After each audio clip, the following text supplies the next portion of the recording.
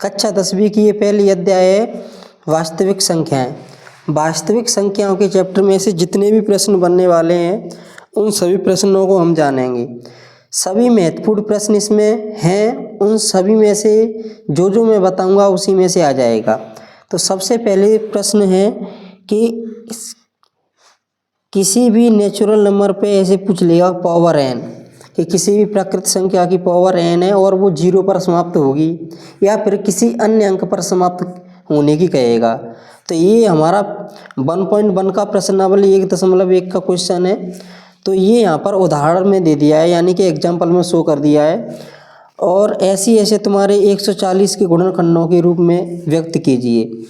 तो ये 140 के गुणनखंड है, ये भी तुम्हारा प्रश्नावली 1.1 का क्वेश्चन है। ऐसे तुम्हारा उदाहरण 3 है, 6 और 20 के अभाज्य गुणनखंड HCF और LCM विधि से ज्ञात कीजिए। अभाज्य गुणनखंड विधि से LCM और HCF ज्ञात कीजिए। इसके बाद हमारे क्वेश्चन आ जाते हैं। ऐसी उदाहरण 4 है, इसमें भी LCM HCF ज्ञात करना है और अपरिमेय संख्या का पुनर्निर्माण सीखना है तुम्हें। और उदाहरण 5 है तुम्हारा, दर्शाइए कि √2 एक परिमेय संख्या है। √2 एक परिमेय संख्या है। तो लेकिन इसमें तुम कम क्वेश्चन करके भी अधिक अंक कैसे ला सकते हैं? तो एक तो तुम्हारे हो गए कि ऐसे क्वेश्चन जिनमें से LCM और HCF पूछा जाए। LCM और HCF वाले प्रश्न में से आएगा एक, चाहे तुम्हारा गुणनखंड पूछा जाए, चाहे तुम्हारा LCM और HCF पूछा जाए। या फिर एक ऐसा आएगा कि सिद्ध कीजिए कि यह अपरिमेय संख्या है।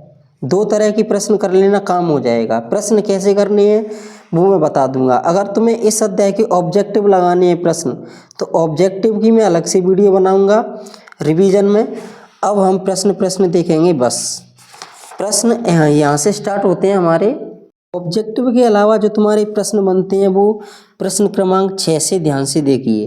प्रश्न कैसे आएंगे इन्हीं प्रश्नों में से मिल जाएगा। बस तुम बड़ा आइडिया देखना कि यहाँ पर प्रश्न कौन से आने वाले हैं।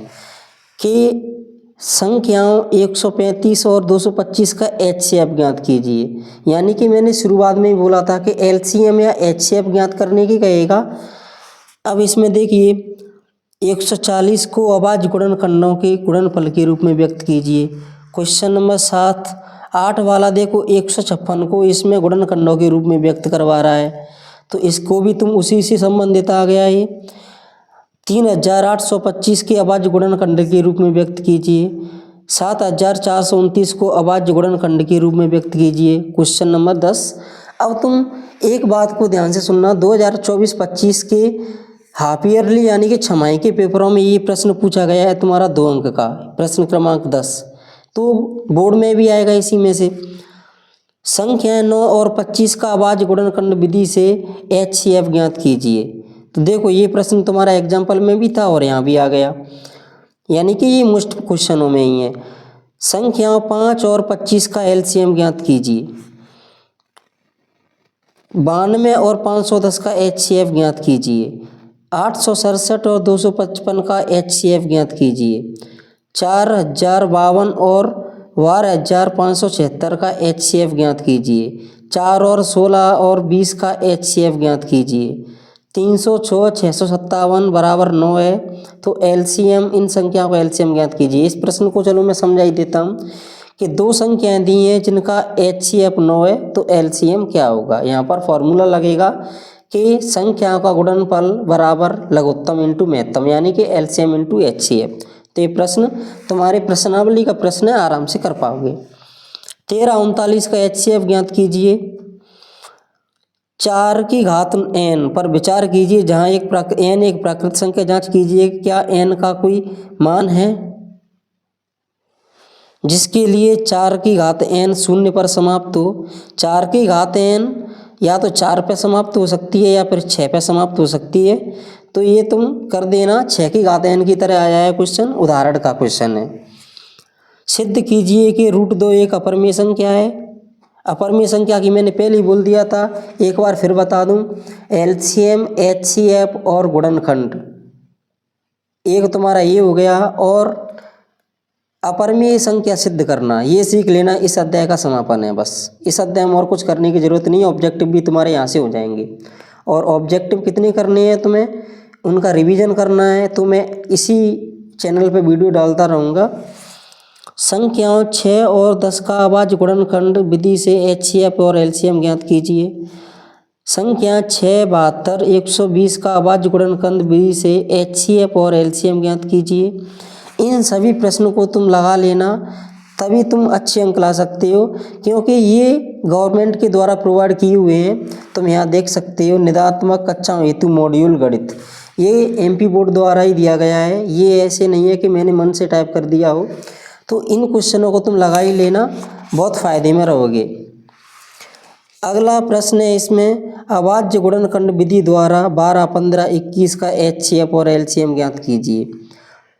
प्रश्न क्रमांक 24 है, व्याख्या कीजिए कि 7, 11, 13 प्लस 13 और ... ये संख्या भाज्य संख्या है क्यों। इस वाले प्रश्न पे तुम जितने चाहो उतने स्टार लगा लो। ये वाला प्रश्न ज़्यादा चांस है, एक ये प्रश्न के ज़्यादा चांस है कि 6 की पावर n और 4 की पावर n, ये वाला प्रश्न, इन वाले प्रश्न के ज़्यादा चांस है आने के। और LCM HCM में से एक प्रश्न आएगा ही। इस अध्याय में से 2 प्रश्न पूछे जाएंगे, ध्यान रखना। और ऑब्जेक्टिव प्रश्न क्रमांक 25 है, अभाज्य गुणनखंड विधि द्वारा 96 और 404 का HCF ज्ञात कीजिए और फिर LCM ज्ञात कीजिए। HCF और LCM दोनों ज्ञात करने हैं।